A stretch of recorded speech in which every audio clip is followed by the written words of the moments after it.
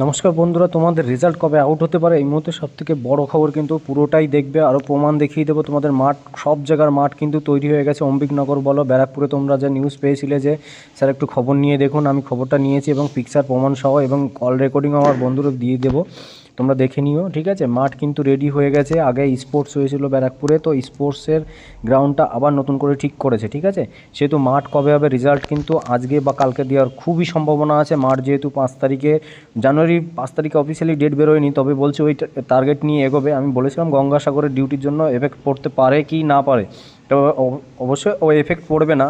না পড়লে মাঠ যেহেতু রেডি ফেডি সব কিছু তৈরি হয়ে গেছে কিন্তু ওখানে তোমাদের, তো মাঠ কিন্তু জানুয়ারির ফার্স্ট উইকের থেকে শুরু হবে। তো রেকর্ডিংটা শুনে নাও। মাঠের ডেকোরেশন তো পুরো হয়েই গেছে, মনে হচ্ছে খুব তাড়াতাড়ি মাঠ শুরু হবে।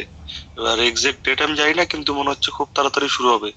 মাঠ পুরো পরিষ্কার পরিচ্ছন্ন করে রেখেছে, পুরো রেডি করাই আছে মাঠ, তো খুব ব্যাস, এবার তাড়াতাড়ি হবে। ফটোগুলো দেখে নাও। ও আমাকে পাঠিয়েছে যে দেখ ব্যারাকপুরের গ্রাউন্ডটা তৈরি হয়ে গেছে, আমাকে পুরোটাই পাঠালো। এবার পুরো ডিটেলসে দেখো, তোমাদের মাঠের যে জুম করে দেখাচ্ছি, তোমাদের স্টার্টিং হয় রানিংয়ে, সেই স্টার্টিংটাও দেখিয়ে দিয়েছিল।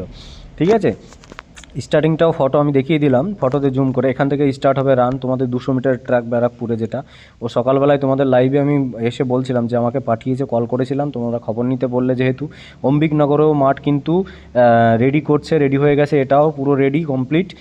তোমাদের শুধু ডেট কবে দেয় অফিসিয়ালি অ্যানাউন্সমেন্ট, তবে 5 তারিখ ধরেই এগোও তোমরা। ঠিক আছে, আমি আগের ভিডিওতে গঙ্গাসাগরের ডিউটি নিয়ে বলেছিলাম যদি এফেক্ট পড়ে তবে মাঠ কিন্তু 18-19 তারিখে হবে, যেহেতু গঙ্গাসাগরের ডিউটি শেষ 17 তারিখে শেষ।